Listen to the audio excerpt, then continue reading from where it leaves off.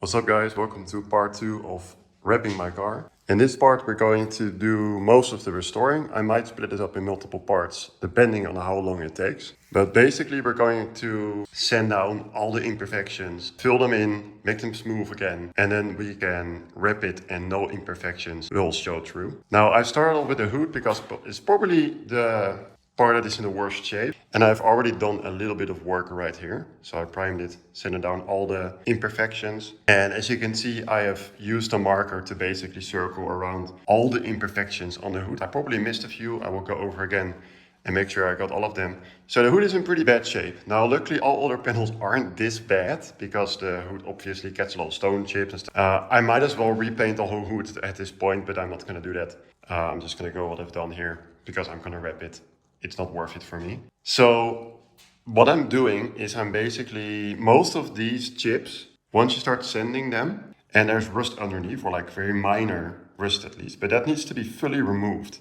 So a lot of these very small spots end up becoming quite a bit bigger once you start sanding them. And what I'm doing in this case is because I'm going to not apply any top coats over this. It's going to be straight primer in the end. So what I'm doing is once I get to bare metal, and I get it all smooth and all the rust removed, I first apply an epoxy primer, like I've done here. And then I will apply any body filler if needed, and then apply another coat of epoxy primer. Now, epoxy primer seals the metal and the body filler completely from any moisture. And that's very important because the wrap also isn't like a good moisture barrier. So both bare metal and body filler, they don't really like water. You want to prevent water getting onto them and into them. So applying both a epoxy filler or epoxy primer underneath and on top will ensure that no water can reach the body filler or the metal once we wrap it. So then if we ever take the wrap off, we can just scuff it all up and paint it and have no issues. That's very important. I don't want to put in any work that's going to have to be redone after I take off the wrap and when I actually repaint the car. Now on the hood I also have a few dents that are actually, it's dented outwards basically. So I have to like hit those back in. I think I have to buy some tools to actually do that properly. I'm not going to do that using a regular hammer obviously. So I need to get some tools or invest in some tools to do it properly. But that's going to be done later. But yeah, so I'm still working on the hood. I'm going to show you guys how I've done this part. I've also removed some of the adhesive from the trunk. So I will also show you guys how I've done that using a rubber wheel. And then we're going to continue on with the rest of the car. I don't think all the other panels are going to be this bad, so I might as well get the worst out of the way first. Okay, let's start off by removing the adhesive from the trunk and from the badges.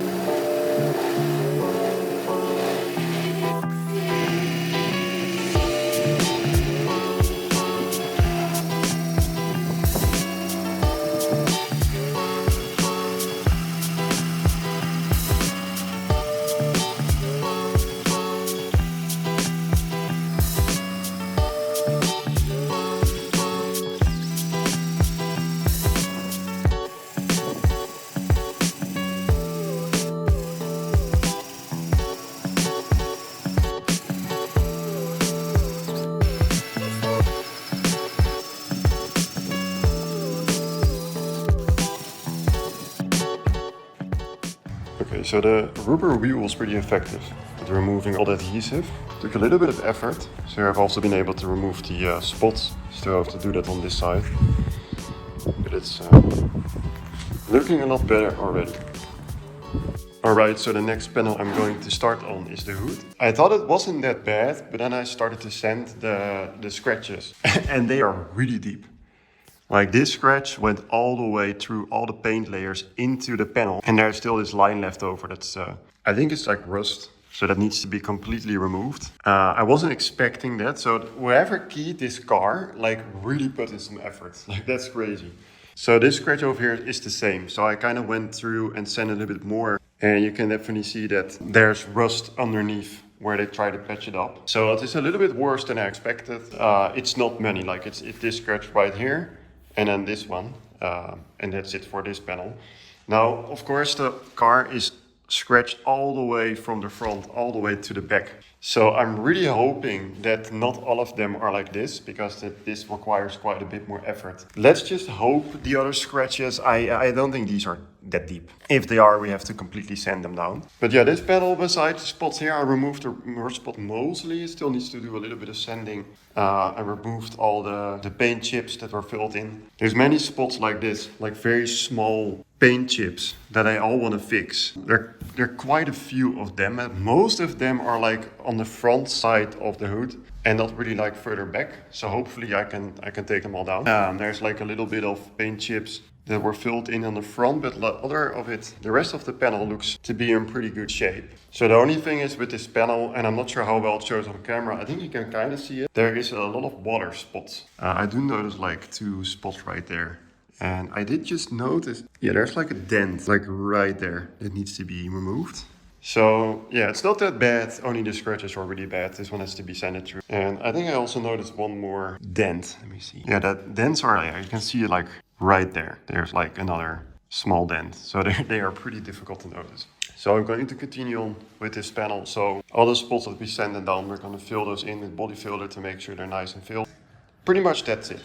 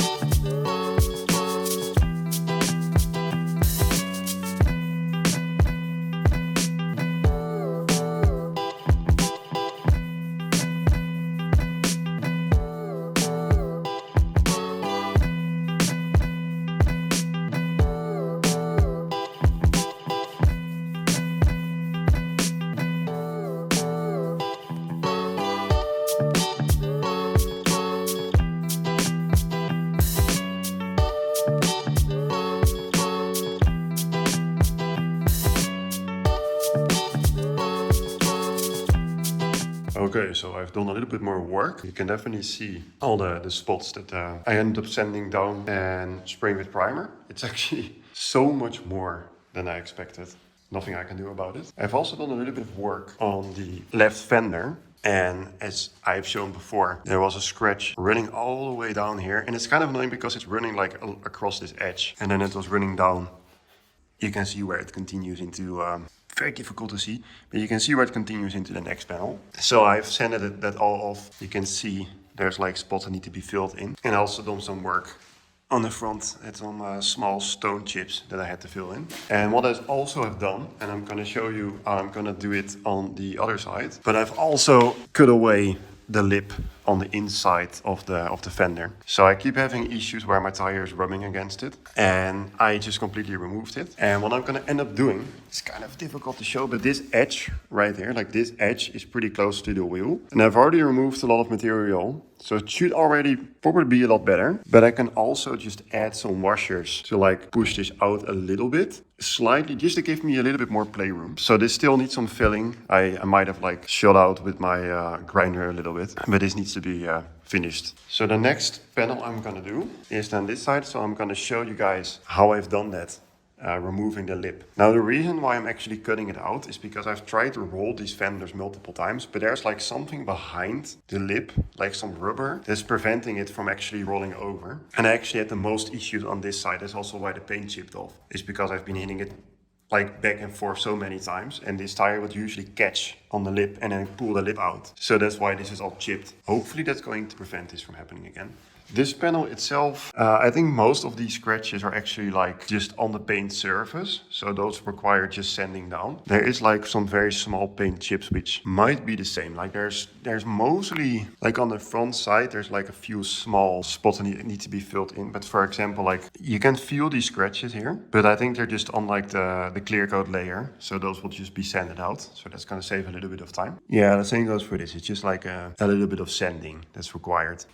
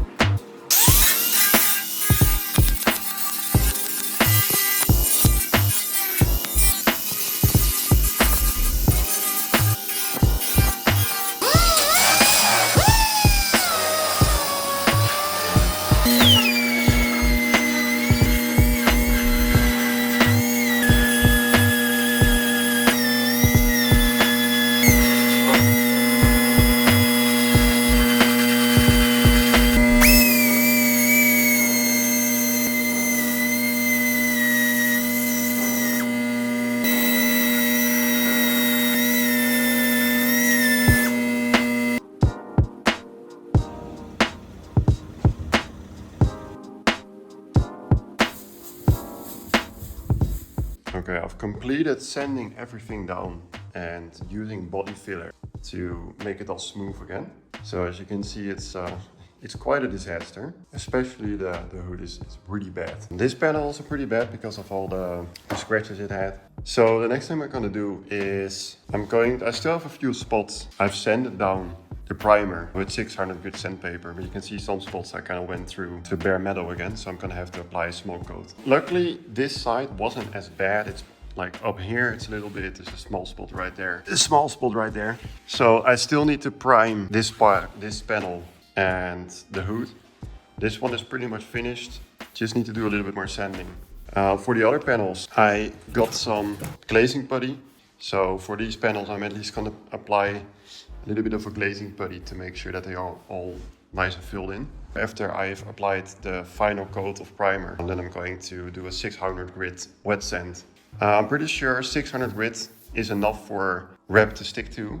I might go for 1000 grit. I'm just gonna do a little bit of an experiment eventually to check if it sticks better on a little bit of a smoother surface or if 600 grit is actually enough. So let's continue applying the glazing putty and then apply the primer.